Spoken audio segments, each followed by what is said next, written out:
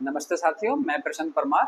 आपका स्वागत है हमारे यूट्यूब चैनल में। तो आज हम पढ़ने वाले हैं खनिज आधारित उद्योग यानी कि मिनरल्स वेस्ट इंडस्ट्रीज। अगर हम छोटे से रिकैप की बात करें तो हमारा जो चैप्टर है ज्योग्राफी का 6 चैप्टर मैन्युफैक्चरिंग इंडस्ट्रीज यानी कि विनिर्माण उद्योग। अगर हम लेक्चर फर्स्ट की बात करें जिसमें हमने पढ़ा था कि विनिर्माण उद्योग क्या होते हैं, विनिर्माण उद्योग कैसे काम करते हैं, भारतीय अर्थव्यवस्था के किस क्षेत्र में और भारत के दृष्टिकोण से और एक देश के विकास के दृष्टिकोण से उनका क्या योगदान है। तो वहीं हमने दूसरे लेक्चर में कंप्लीट किया कि विनिर्माण उद्योग का वर्गीकरण, वर्गीकरण के आधार देखे, वर्गीकरण क्यों आवश्यक है, कई सारी चीजें कंप्लीट की और उसमें हमने एक लास्ट में कृषि आधारित उद्योगों को भी अच्छी तरीके से कंप्लीट किया। तो जो आज का जो हमारा लेक्चर है ये लेक्चर थर्ड है जिसमें हम कंप्लीट करेंगे खनिज आधारित उद्योग यानी कि मिनरल्स बेस्ड इंडस्ट्रीज। तो बिना टाइम बर्बाद किए हम स्टार्ट करते हैं। खनिज आधारित उद्योग जिसे इंग्लिश में बोलते हैं minerals waste industries. Minerals waste industry तो उद्योग का वह प्रकार या ऐसे उद्योग जिसमें खनिज से प्राप्त जो तत्व हैं या फिर जो भी धातु हैं वो खनिज के माध्यम से हमें प्राप्त की जाती हैं। जैसे कि अगर छोटी हेडिंग देखें या डेफिनेशन, वे उद्योग जिसमें खनिजों से प्राप्त धातु तथा पदार्थ कच्चे माल के रूप में इस्तेमाल किया जाता है।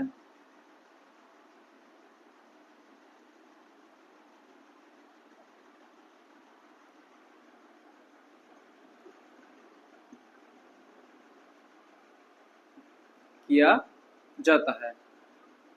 तो खनिज आधारित उद्योग यानी कि मिनरल्स बेस्ड इंडस्ट्रीज क्या होती हैं? तो वे उद्योग जिनमें खनिजों से प्राप्त धातु तथा पदार्थ कच्चे माल के रूप में इस्तेमाल किया जाता है। और खनिज आधारित जो उद्योग है वो कौन कौन से हैं जिनको आज हम पढ़ने वाले हैं, यानी कि अपना लेक्चर जो थर्ड है वो पूरा का पूरा खनिज आधारित उद्योगों के ऊपर डिपेंड होगा। तो फर्स्ट ऑफ ऑल हम पढ़ेंगे इसमें लौह इस्पात उद्योग। लौह इस्पात उद्योग यानी कि iron and steel industry.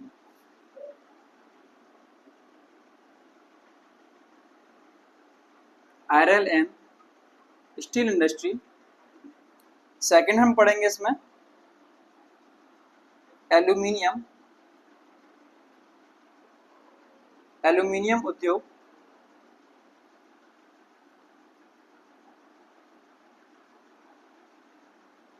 Aluminium industry. और थर्ड हम कंप्लीट करेंगे रसायन उद्योग, यानी कि ऐसे कौन से उद्योग हैं जिनसे बड़े पैमाने पर केमिकल यानी कि रसायन का फॉर्मेशन किया जाता है और कौन से वो प्रकार होंगे, सारी चीजें। रसायन उद्योग यानी कि केमिकल इंडस्ट्री। और फोर्थ हम पढ़ेंगे सीमेंट उद्योग,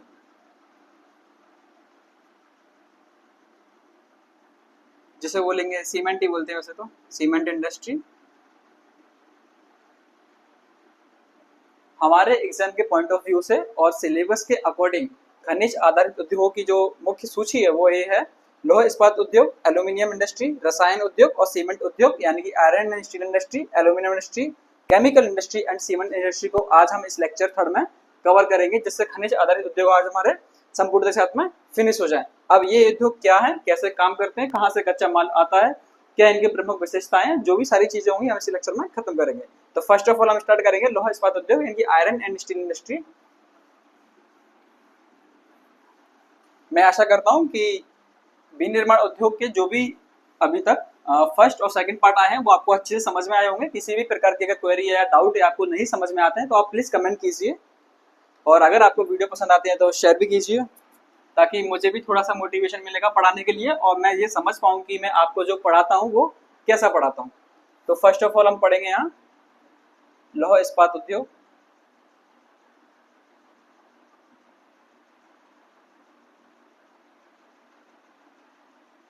आज का वीडियो थोड़ा बड़ा हो सकता है। बड़ा वीडियो बनाने का मतलब आप ये मत सोचना कि वीडियो थोड़े से लेंथी हैं या बड़े हैं, बट आप ये सोचो कि आज के वीडियो में खनिज आधारित उद्योग मिनरल्स बेस्ड इंडस्ट्रीज संपूर्णतः साथ में खत्म होगी। बस थोड़ा सा पेशेंस रखें और अच्छे से पढ़ें। लोहा इस्पात उद्योग, आयरन एंड स्टील इंडस्ट्री,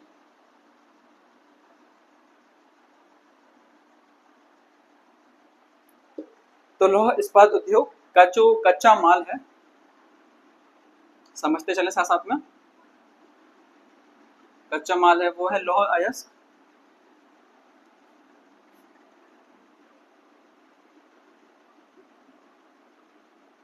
और मैंने बताया था कि लौह अयस्क 4 प्रकार के होते हैं। पहला था हेमेटाइट, और सेकंड टाइप था मैग्नेटाइट, एक था सीडेराइट, और एक था लिमोनाइट।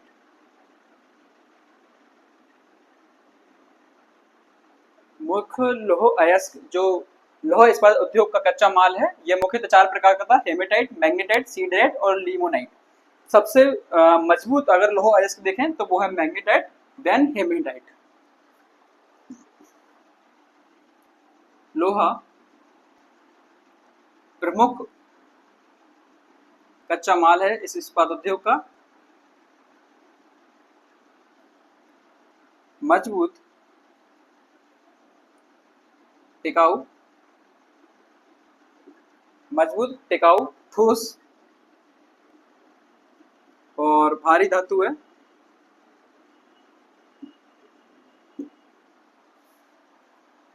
अगर हम इसके बात करें तो लौह इस्पात उद्योग में जिस भी सामान का या प्रोडक्ट का इस्तेमाल किया जाता है, या फिर लौह इस्पात उद्योग में जो भी लौह से संबंधित सामग्री बनाई जाती है, उनका कहाँ कहाँ इस्तेमाल किया जाता है, तो जैसे कि आधारभूत संरचना निर्माण में, बड़े बड़े पुल देखे होंगे आपने, रेलवे लाइंस देखी होंगी, जहाँ बड़े पैमाने पर लौह इस्पात उद्योग से निर्मित लोहे का प्रयोग किया जाता है। आधारभूत संरचना, बड़े बड़े पुल हो गए, रेलवे लाइन हो गई। ट्रांसपोर्ट सेक्टर में, व्हीकल्स में, वाहन निर्माण, बड़े पैमाने पर निर्माण इस्तेमाल होता है लोहा, एटसेट्रा। कई सारे क्षेत्रों में जहां लगभग लोहा और स्टील साथ में प्रयुक्त होता है, उनका जो प्रमुख उद्योग का जो कच्चा माल है वो है लोहे के रूप में, जिसमें मैग्नेटाइट और हेमेटाइट का बड़े पैमाने पर इस्तेमाल किया जाता है।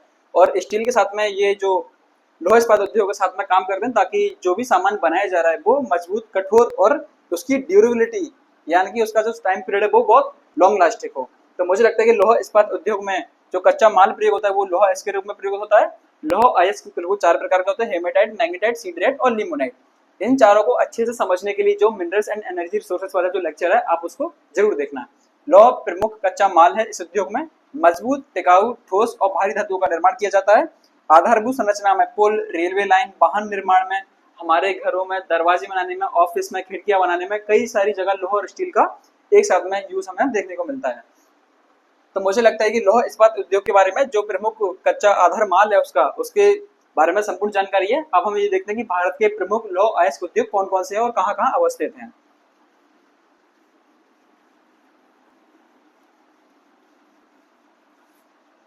तो फर्स्ट ऑफ ऑल हम एक इंडिया का एक छोटा सा मैप बनाते हैं जिसमें हम इसको आराम से समझ सकते हैं। एक रफली डायग्राम होगा, ये मत सोचना कि इंडिया का मैप बनाना नहीं आता। मैं अपने हिसाब से अच्छा बनाने का प्रयास करूंगा। बाकी आपको सारी चीजें समझ में है, मैं इस चीज पर ज्यादा ध्यान देता हूँ।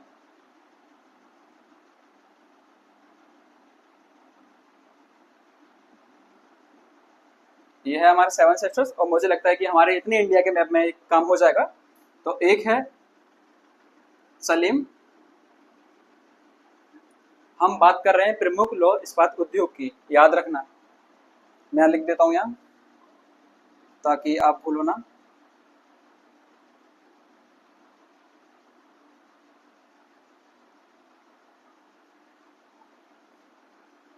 एक है सलीम और एक है विजयनगर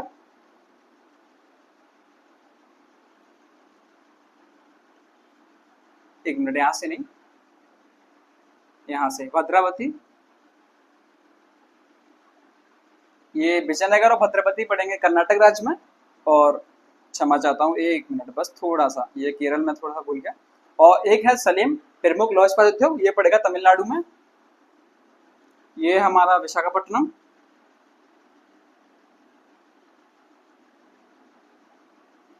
एक है विशाखापट्टनम, और यहाँ पड़ेगा हमारा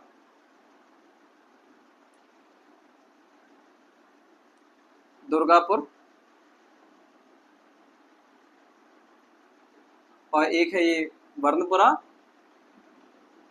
वर्णपुर बोलते हैं सॉरी इसको।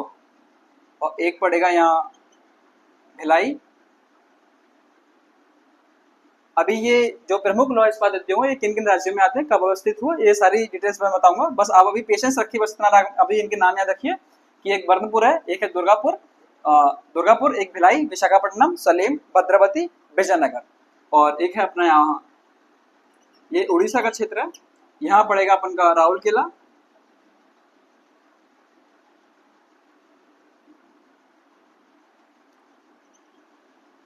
बोकारो, बोकारो हो गया, बर्मपुर, दुर्गापुर, भिलाई, विशाखापट्टनम, सलेम, भद्रावती, विजयनगर और राउरकेला। और एक और पड़ेगा आपके झारखंड में, मुझे अभी रिसेंटली नाम याद नहीं आ रहा है, आई थिंक बोकारो है, अभी नाम याद नहीं आ रहा है। तो अभी है ना जो प्रमुख लौह इस्पात उद्योग है उनको देखे, तो ये जो राउरकेला है ये पड़ेगा भारत के उड़ीसा राज्य में, भिलाई पड़ेगा भारत के छत्तीसगढ़ राज्य में, विशाखापट्टनम पड़ेगा भारत के आंध्र प्रदेश राज्य में, सलेम पड़ेगा तमिलनाडु में, भद्रावती, विजयनगर दोनों पड़ते हैं कर्नाटक में, और बोकारो पड़ेगा झारखंड में, और बर्नपुर और दुर्गापुर ये दोनों पड़ेंगे हमारे वेस्ट बंगाल यानी कि पश्चिम बंगाल में। अभी एक और है, मुझे अभी फिलहाल रिसेंट में नाम याद नहीं आ रहा है, आगे आता है तो बताते हैं, नहीं तो फिर मैं डिस्क्रिप्शन में इसको मेंशन कर दूंगा। तो ये थे भारत के प्रमुख लौह इस्पात उद्योग, जिससे बड़े पैमाने पर आयरन एंड स्टील का जो प्रोडक्शन है वो किया जाता है। सबसे ज्यादा जो संकेंद्रण है भारत के छोटा नागपुर पठार पर देखने को मिलेगा। अब भारत का छोटा नागपुर पठार क्या है, तो भारत का जो छोटा नागपुर पठार है वो छत्तीसगढ़ की पूर्वी सीमा, झारखंड, पश्चिम बंगाल का दक्षिणी पश्चिमी क्षेत्र और उड़ीसा के क्षेत्र में। आप इतना समझिए कि ये जो वाली बेल्ट है ये है छोटा नागपुर पठार की, जिसे बोलते हैं छोटा नागपुर प्लेट्यू। भारत का रूर कहा जाता है, यानी कि जर्मनी का एक रूर प्रदेश है जहां बड़े पैमाने पर खनिज धातु संसाधनों की बड़े पैमाने पर प्राप्ति की जाती है। और भारत में भी जो छोटा नागपुर का पठार है यहाँ बड़े पैमाने पर धारवाड़ क्रम की चट्टानें देखने को मिलती हैं, और धारवाड़ क्रम की चट्टानें खनिज धातु के लिए प्रसिद्ध है। और जहाँ खनिजों की प्राप्ति अच्छी होगी तो सबसे ज्यादा वहीं लौह इस्पात उद्योग या उससे संबंधित जो एकीकृत उद्योग होंगे उनका निर्माण, उनका विकास ज्यादातर देखने को मिलेगा, क्योंकि वहां से जितने भी खनिज संसाधनों की प्राप्ति की जाती है खनन उत्खनन करके उनका परिवहन सुलभ हो जाता है, यानी कि वो आसानी से इसी क्षेत्र में प्रोवाइड हो जाएंगे, टाइम कम लगेगा, परिवहन का जो कॉस्ट है वो कम लगेगा। दूसरा, आसानी से किसी भी इंडस्ट्री को कच्चा माल तुरंत और तत्काल रूप में आसानी से प्राप्त हो जाएगा। तो बड़े पैमाने पर धारवाड़ क्रम की चट्टानें छोटा नागपुर पठार में देखने को मिलती है, जहाँ से बड़े पैमाने पर खनिज धातुओं की प्राप्ति होती है। इसलिए लोहा इस्पात उद्योग का बोकारो, बर्नपुर, दुर्गापुर, भिलाई, विशाखापट्टनम, राउरकेला और ये बड़े पैमाने पर यहाँ संकेंद्रित है। और फिर जो अन्य है तो आप भी कहीं ना कहीं धारवाड़ क्रम चट्टानें देखने को मिलती हैं, जैसे भद्रावती और एक विजयनगर है और एक सलीम क्षेत्र है। तो ये थे भारत के प्रमुख लौह इस्पात उद्योग। अब हम बात करते हैं एल्यूमिनियम उद्योग की।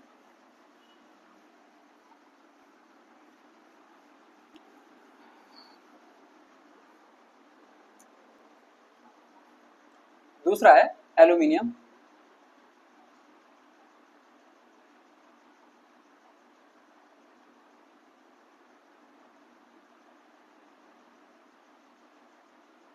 मैंने आपको बताया था कि एल्यूमिनियम जो धातु है वो बॉक्साइट का अयस्क है, यानी कि बॉक्साइट से प्राप्त की जाती है।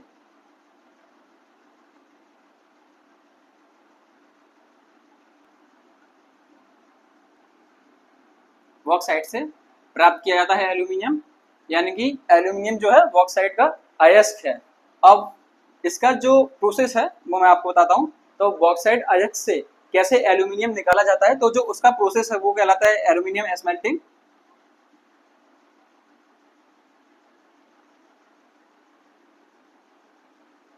बॉक्साइट जो अयस्क है एल्यूमिनियम का, तो एल्यूमिनियम की जो प्राप्ति है बॉक्साइट से की जाती है। तो बॉक्साइट से एल्यूमिनियम प्राप्त करने का जो प्रोसेस है उसे बोलते हैं एल्यूमिनियम प्रगलन, जैसे इंग्लिश में बोलेंगे एल्यूमिनियम स्मेल्टिंग। ये एक प्रोसेस होती है जिसमें बॉक्साइट अयस्क से यानी कि बॉक्साइट ओर से एल्यूमिनियम शुद्ध रूप में प्राप्त किया जाता है। तो वो कैसे प्राप्त किया जाता है कि मान के चलिए 6 से 4 टन जो है हमारे पास बॉक्साइट है। क्या है? 6 से 4 टन जो है हमारे पास बॉक्साइट है। फिर हम इसमें जो प्रोसेस करेंगे स्मेल्टिंग की यानी कि प्रगलन की जो विधि होगी, जो भी मशीनों के द्वारा स्मेल्टिंग करने का जो प्रोसेस है उससे हमें प्राप्त होगा 2 टन एल्यूमिना।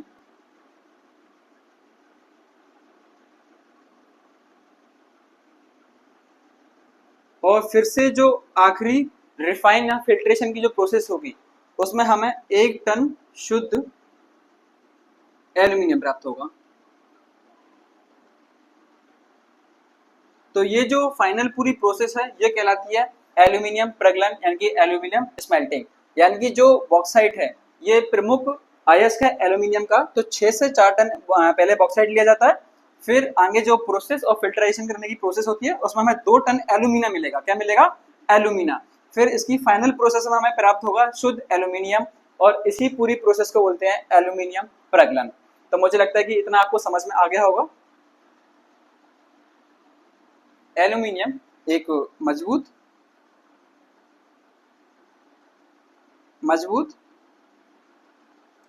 एक मिनट मजबूत, हल्की और टिकाऊ धातु है।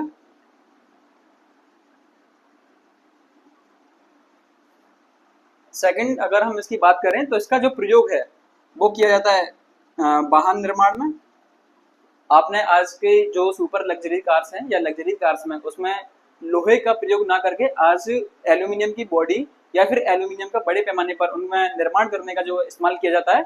एल्यूमिनियम हल्का होता है, लोहे की तुलना में थोड़ा सस्ता पड़ता है, और इसकी जो मजबूती है वो लोहे से भी ज्यादा है। और दूसरा, ये जंग रोधी है। एक और इसका अच्छा खास पॉइंट है, जंग रोधी है। बरसात के पानी में या नॉर्मल पानी में आसानी से ये जंग नहीं खाता है, यानी कि रस्टिंग प्रूफ।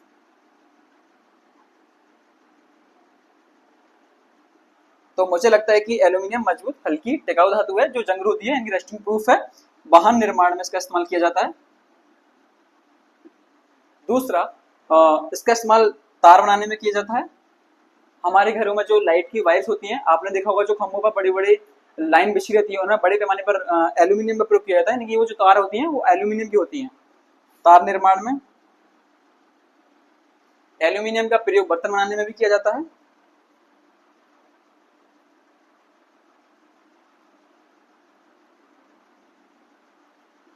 बर्तन निर्माण में इत्यादि। एग्जाम के पॉइंट ऑफ व्यू से इतना समझना पर्याप्त है हमारे लिए। तो एल्यूमिनियम उद्योग, एल्यूमिनियम का जो प्रमुख कच्चा माल है वो बॉक्साइट है अयस्क के रूप में, जहां से एल्यूमिनियम प्रगलन के रूप में शुद्ध एल्यूमिनियम प्राप्त किया जाता है। मजबूत, हल्की, टिकाऊ धातु, जंग रोधी है। वाहन निर्माण में, तार निर्माण में, बर्तन निर्माण में इसका प्रयोग किया जाता है। भारत में कौन से प्रमुख क्षेत्र हैं जहां एल्यूमिनियम उद्योग देखने को मिलते हैं?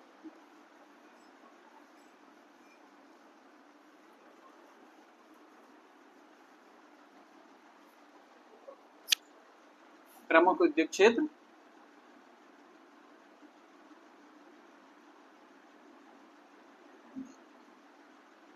तो मैंने आपको बताया था कि भारत में सबसे ज्यादा जो खनिज धातु की प्राप्ति है वो धारवाड़ क्रम की चट्टानों से मिलता है। तो एल्यूमिनियम वो तो बॉक्साइट जो है ना एक प्रमुख खनिज धातु है। तो धारवाड़ क्रम की चट्टानें भारत के जिस भी क्षेत्र में मिलेंगी, इवन छोटा नागपुर का पठार जो तो मेन रीजन है इसका, वहाँ बड़े क्षेत्र में एल्यूमिनियम उद्योग का निर्माण देखने को मिलता है। तो सबसे पहले हम देखेंगे छोटा नागपुर पठार।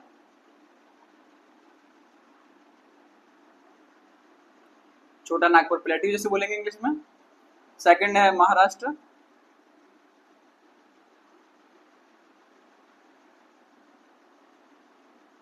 महाराष्ट्र, तमिलनाडु में भी ये उद्योग देखने को मिलते हैं। और तीसरा है छत्तीसगढ़ का क्षेत्र। तो ये है प्रमुख क्षेत्र, छोटा नागपुर पठार, महाराष्ट्र, तमिलनाडु और छत्तीसगढ़ का क्षेत्र, जहां बड़े पैमाने पर एल्यूमिनियम उद्योग हमें देखने को मिलते हैं। तो एल्यूमिनियम के बारे में इतना सफिशिएंट है हमारे एग्जाम के पॉइंट ऑफ व्यू से। और ज्यादा पढ़ने की या जानने की ज्यादा आवश्यकता है नहीं, क्योंकि सिर्फ इतना ही पूछा जाता है। तीसरा है हमारा प्रमुख सीमेंट उद्योग। पहले हम सीमेंट उद्योग को कवर करेंगे, देन रसायन उद्योग को,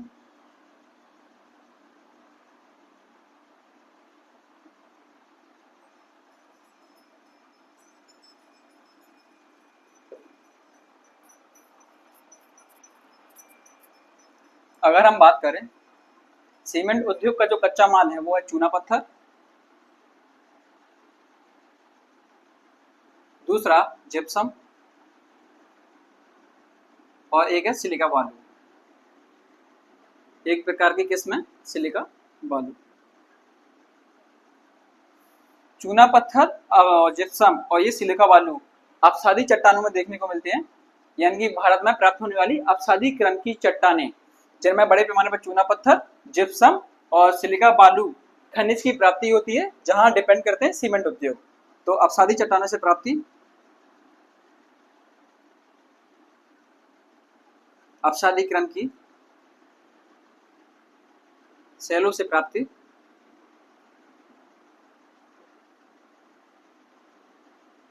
अब मुझे लगता है कि आपको इतना तो समझ में आ गया होगा कि जहां अपसादी क्रम की चट्टानें देखने को मिलेंगी तो वहां सबसे ज्यादा सीमेंट उद्योग देखने को मिलेंगे।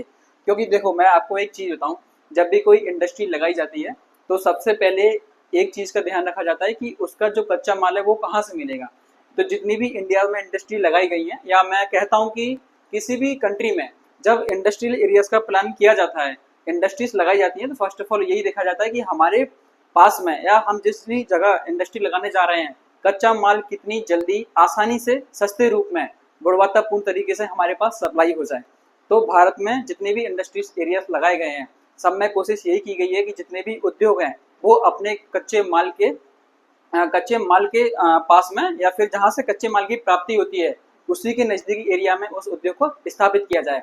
किसी भी खनिज का या धातु प्रकार के कृषि आधारित हो, खनिज आधारित हो, या किसी भी प्रकार के उद्योग हो, सबसे जो इम्पोर्टेंट थिंग है उनकी वो यही है कि कोशिश यही की जाती है कि उस इंडस्ट्री को या उस उद्योग को वहीं स्थापित किया जाए जहां कच्चे माल की आसानी से और जल्दी से गुणवत्तापूर्ण तरीके से आपूर्ति हो जाए, ताकि वो कच्चा माल उस कंपनी को आराम से या जल्दी तरीके से पहुंच जाए, परिवहन यानी कि ट्रांसपोर्टेशन में ज्यादा पैसा खर्च ना हो, और जैसे ही कच्चा माल वहां से निकले सीधा कंपनी में पहुंचे तो उसके बीच में जो क्वालिटी का मेंटेन है वो भी आसानी से बना रहे। अब मुझे एक बात बताओ, ये एक खेत है यहाँ से और ये एक कंपनी है, ठीक है, हमने कपास का प्रोडक्शन किया और सीधा इस टेक्सटाइल कंपनी में पहुंचा दिया। अगर ये एरिया यानी कि जो खेत है यहाँ कपास का प्रोडक्शन किया जा रहा है और ये इंडस्ट्री है, ये दोनों क्या है, पास पास में है। जब टेक्सटाइल इंडस्ट्री नजदीकी क्षेत्रों में लगाई जाती है तो सबसे बड़ा प्रॉफिट ये होता है कि जो कपास है वो आसानी से यहाँ पहुंच जाएगा, एक तो टाइम बचेगा, दूसरा ट्रैवलिंग बचेगी, तीसरा ट्रांसपोर्टेशन का जो कॉस्ट है वो बचेगा, और सबसे अच्छी बात जो कपास है यहाँ क्या है, ताज़ा कपास है, ये सीधा का सीधा कंपनी में पहुंच जाएगा, यानी कि अब इसकी क्या है, इसकी जो क्वालिटी है वो भी अच्छे से मेंटेन है। तो टाइम बचता है, पैसा बचता है, ट्रांसपोर्टेशन का जो टाइम होता है वो पैसा बचता है, दूसरा जो क्वालिटी होती है कच्चे माल की वो भी अच्छी रहती है। तो भारत में जितने भी उद्योग लगाए जाते हैं उनकी कोशिश यही की जाती है भारत सरकार के द्वारा, या फिर कोई भी निजी क्षेत्र का है, संयुक्त क्षेत्र का है, या फिर सहकारी क्षेत्र की कोई इंडस्ट्री है, सबसे ज्यादा लोग यही कोशिश करते हैं कि वो कच्चे माल के नजदीक हो ताकि कच्चा माल आसानी से प्राप्त हो जाए। तो समझाना इसलिए जरूरी है ताकि आपके सारे कॉन्सेप्ट क्लियर हो जाएं, और मैं यही कोशिश करता हूँ कि वीडियो बेशक बड़ा हो जाए, बट जो भी बच्चा यहाँ पढ़ रहा है यूट्यूब पे आके और मेरी क्लास में पढ़ रहा है तो उसको इस वीडियो के अलावा किसी और के वीडियो देखने की जरूरत ना पड़े। तो मैं इसलिए छोटे छोटे पॉइंट्स क्लियर कराता हूँ। बाकी आप समझिए कि अपसादी क्रम की शैलियों से प्राप्ति, तो अपसादी क्रम की चट्टानों का विकास भारत में जिस क्षेत्र में होगा उस क्षेत्र में बड़े पैमाने पर सीमेंट उद्योग देखने को मिलेंगे। तो मैं आपको बता दूं, फर्स्ट ऑफ ऑल सबसे ज्यादा मिलेंगे राजस्थान में, दूसरे मिलेंगे मध्य प्रदेश में, तीसरे मिलेंगे आंध्र प्रदेश में, और फोर्थ जो है वो है हमारा तमिलनाडु। बड़े पैमाने पर राजस्थान में, मध्य प्रदेश में, आंध्र प्रदेश में और तमिलनाडु के क्षेत्र में बड़े पैमाने पर अपसादी चट्टानों का जो विकास है वो अच्छा पाया जाता है, जिनसे बड़ी मात्रा में चूना पत्थर, जिप्सम और सिलिका बालू की प्राप्ति होती है, जो प्रमुख कच्चा और आधारभूत माल है सीमेंट उद्योग का। तो सीमेंट उद्योग के लिए सिर्फ इतना ही। और मुझे लगता है कि इतना पर्याप्त है। और मैं आपको बताऊं कि भारत का पहला सीमेंट उद्योग, भारत का पहला सीमेंट उद्योग 1904 में चेन्नई में लगाया गया था। 1904 में चेन्नई में लगाया था, तमिलनाडु राज्य में।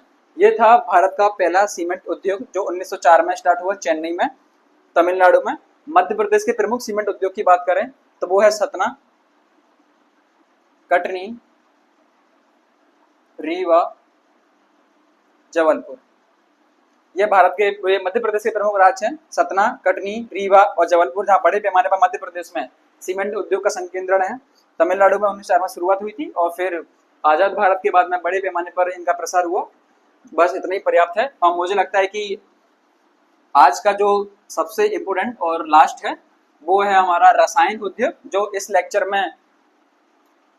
लेक्चर का लास्ट है, और खनिज आधारित उद्योग का भी अंतिम है। इसी के साथ में हम अपने लेक्चर को खत्म करेंगे। तो वह रसायन उद्योग,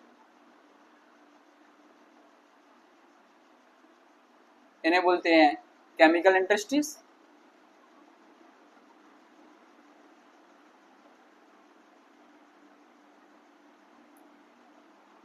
वे उद्योग जिनमें कई तत्वों के संयोजन से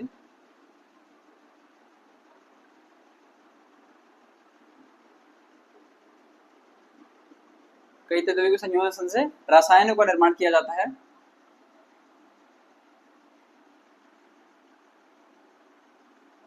रसायनों का निर्माण किया जाता है, उन्हें बोलते हैं रसायन उद्योग।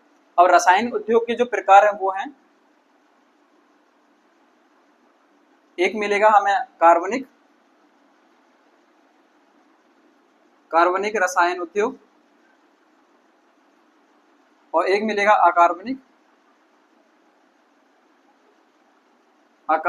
रसायन उद्योग।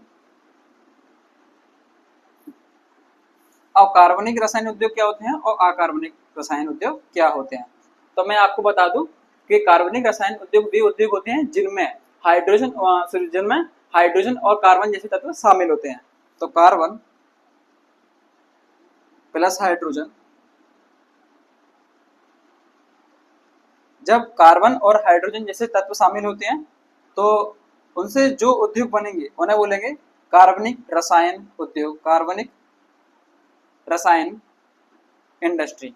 यानी कि कार्बनिक रसायन उद्योग क्या होते हैं, तो वैसे उद्योग जिनमें बड़े पैमाने पर कार्बन और हाइड्रोजन जैसे तत्वों का इस्तेमाल किया जाता है। उनसे जो भी प्रोडक्ट बनाया जाएगा या उनसे जो भी इंडस्ट्री लगाई जाएगी उनके आधार पर, तो वो कार्बनिक रसायन उद्योग कहलाएगी। अब मेरी बात सुनो, अब आती है अकार्बनिक रसायन उद्योग। कार्बन और हाइड्रोजन जैसे तत्वों को छोड़कर जितने भी अन्य तत्व हैं, चाहे वो नाइट्रोजन हो, फास्फोरस हो, पोटेशियम हो, मैग्नीशियम हो, जितने भी सारे तत्व हैं, उन सब तत्वों के आधार पर जिस उद्योग का निर्माण किया जाएगा वो कहलाएंगे अकार्बनिक रासायनिक उद्योग। जैसे कि नाइट्रोजन, फास्फोरस, पोटेशियम, मैग्नीशियम आदि तत्वों का निर्माण करके या उनके आधार पर जो रासायनिक उद्योग बनेंगे वो कहलाएंगे अकार्बनिक रासायनिक उद्योग। इसमें हम पढ़ेंगे उर्वरक उद्योग को, जिसमें जो प्रमुख है वो पढ़ेंगे हम उर्वरक उद्योग को। और कार्बनिक रसायन में जिनमें बड़े पैमाने पर कार्बन और हाइड्रोजन तत्वों का इस्तेमाल किया जाता है, इसमें हम पढ़ेंगे पेट्रो रसायन को, यानी कि खनिज तेल।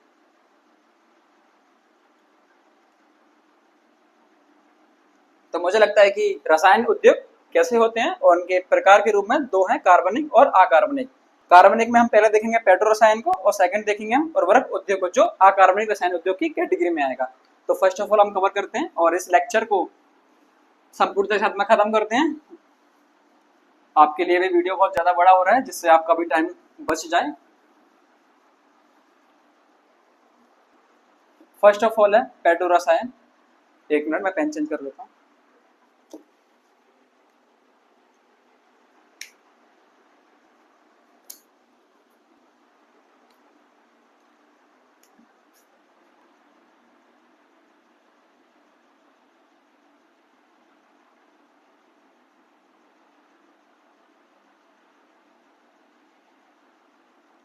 ये है पेट्रो रसायन उद्योग, जिससे पेट्रोल या फिर खनिज तेल को निकाला जाता है। खनिज तेल क्या होते हैं, खनिज तेलों की प्राप्ति कैसे होती है, खनिज तेल का निर्माण कैसे होता है, ये मिनरल्स एंड एग्रीकल्चर वाला वो एनर्जी वाला जो चैप्टर है उसमें मैंने अच्छे से समझाया है, सिर्फ आप वही समझो। खनिज तेल का निर्माण, तो मैं आपको बता दूं, खनिज तेल जो है अपसादित रंग की चट्टानों में देखने को मिलता है। खनिज तेल सिर्फ इस तरह समझो कि ये फॉसिल फ्यूल है।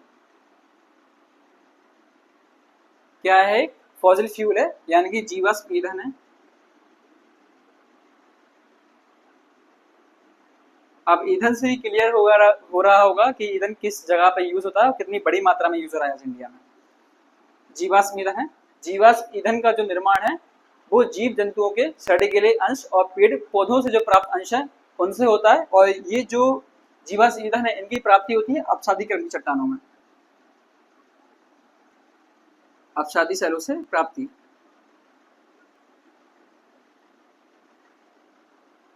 अब देखो, पहला है पेट्रो रसायन उद्योग, जिसमें जो प्रमुख कच्चा माल है वो है खनिज तेल, जो एक फॉसिल फ्यूल है यानी कि जीवाश्म ईंधन है। जीवाश्म ईंधन की जो प्राप्ति होती है वो है अपसादी सेलों से।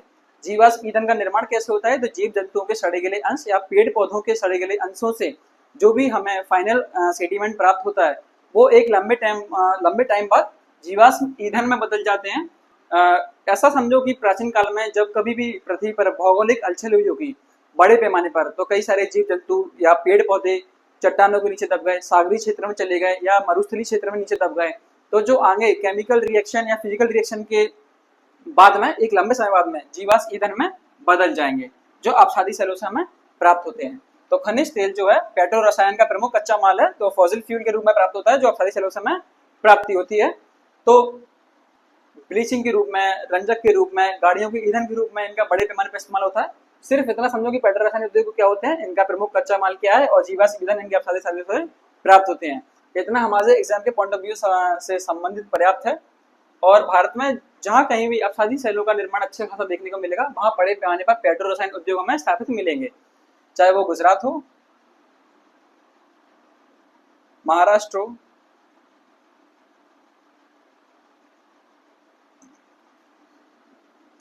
और तमिलनाडु का कुछ क्षेत्र है। बाकी सिर्फ इतना पर्याप्त है एग्जाम से, ज्यादा कुछ जाने की जरूरत नहीं है। अब हम बात करते हैं अपने आखिरी उद्योग की, जो है अकार्बनिक उद्योग के अंतर्गत उर्वरक उद्योग।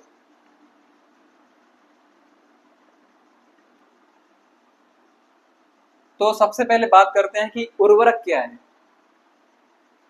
तो उर्वरक है रासायनिक पोषण पदार्थ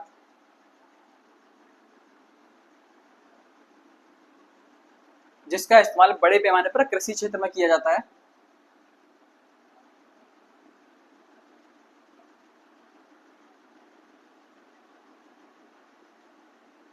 कृषि क्षेत्र में इस्तेमाल, जिसका जो प्रॉफिट है वो है फसल की अच्छी पैदावार,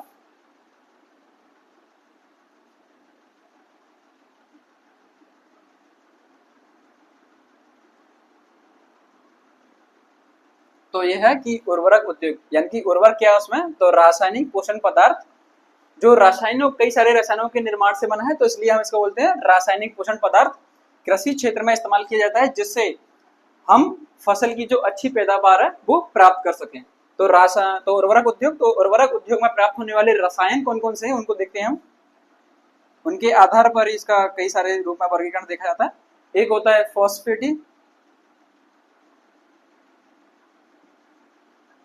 फॉस्फेटी उर्वरक, जो फास्फोरस के मिलने से बनता है, और एक होगा हमारा मिश्रित उर्वरक, जो बड़े पैमाने पर भारतीय कृषि क्षेत्र में इस्तेमाल किया जाता है। मिश्रित उर्वरक में 3 प्रकार के रसायनों का जो है कॉम्बिनेशन संयोजन देखने को मिलता है। एक है नाइट्रोजन, और एक है फास्फोरस, और दूसरा है पोटेशियम। नाइट्रोजन, फास्फोरस, पोटेशियम 3 प्रकार के रसायनों के मिश्रण से बना है ये उर्वरक, इसलिए इसको बोलते हैं मिश्रित उर्वरक। फॉस्फेटी का इस्तेमाल करके जो उर्वरक बनाया गया है उसे लिखा है फॉस्फेटी उर्वरक, यानी कि रसायन। अब एक मिनट देखो, एक होता है नाइट्रोजनी उर्वरक। नाम से ही क्लियर होगा कि इसमें नाइट्रोजन का इस्तेमाल किया होगा। तो नाइट्रोजनी उर्वरक, इसमें बड़े पैमाने पर जो है नाइट्रोजन एलिमेंट का जो प्रयोग है वो किया गया है, यानी कि नाइट्रोजन उर्वरक जिसमें नाइट्रोजन प्रयोग है। मिश्रित उर्वरक जो 3 प्रमुख रसायनों से मिलने से बना है, nitrogen, phosphorus and potassium. Phosphatic उर्वरक जिसमें बड़े पैमाने पर फास्फोरस का इस्तेमाल किया गया है।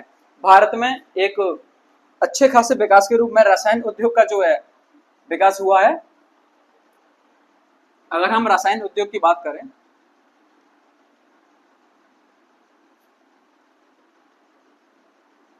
भारत की जो टोटल जीडीपी है उसमें 3% जो योगदान है वो रसायन उद्योग का है।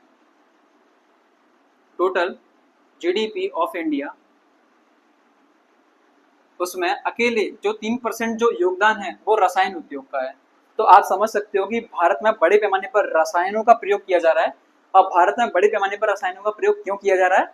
तो भारत की जो अर्थव्यवस्था है वो कृषि प्रधान है, यानी कि भारत की 70% जनसंख्या आज भी कृषि पर निर्भर है किसी न किसी रूप में। तो भारत की जब टोटल पॉपुलेशन उसका 70% कृषि पर निर्भर है, तो आप एक बात सोच सकते हो कि कृषि की कितनी बड़ी मांग है या कृषि पर कितनी बड़ी डिपेंडेंसी है इंडिया की पॉपुलेशन की।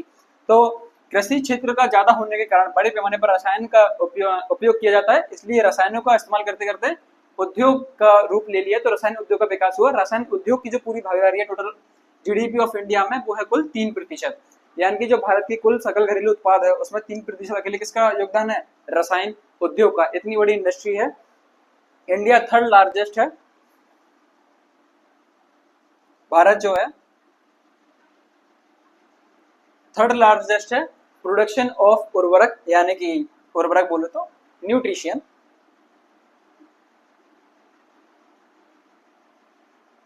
प्रोडक्शन ऑफ यूरिया, इनको यूरिया के रूप में भी देखते हैं। जो ग्रामीण क्षेत्र से संबंध रखते होंगे उन लोगों ने अच्छे से जान सका होगा। तो मुझे लगता है कि उर्वरक उद्योग के बारे में इतना पर्याप्त है, एग्जाम के पॉइंट ऑफ व्यू से सफिशिएंट है। फर्स्ट लेक्चर में क्लियर किया हमने कि विनिर्माण उद्योग क्या होते हैं, कैसे वो काम करते हैं, भारतीय अर्थव्यवस्था के किन क्षेत्रों में उनका और भारत के विकास में कैसा योगदान है। दूसरे लेक्चर में कवर किया हमने विनिर्माण उद्योग का वर्गीकरण किन आधारों पर किया, क्या जरूरत है उन वर्गीकरण की जिससे हम उद्योगों को आसानी से समझ सकें। आज का जो लेक्चर थर्ड है हमारा विनिर्माण उद्योग का, जिसमें हमने खनिज आधारित उद्योग का अच्छे से क्लियर किया। और इससे पहले हमने कृषि आधारित उद्योग पढ़े थे, तो कृषि आधारित जो उद्योग हैं वो हमने लेक्चर सेकंड में अच्छे से कवर किए थे। अब आएगा लेक्चर 4, जिसमें इस चैप्टर से संबंधित जितने प्रकार के और अन्य उद्योग बचे हैं, जैसे सॉफ्टवेयर इंडस्ट्री होगी, अभी आईटी पार्क्स होंगे, अगर एक दो कुछ इंपोर्टेंट होंगे हमारे दृष्टिकोण से एग्जाम के पॉइंट ऑफ व्यू से, तो हम उनको भी अच्छे से कवर करेंगे। तब तक के लिए धन्यवाद। जय हिंद, जय भारत।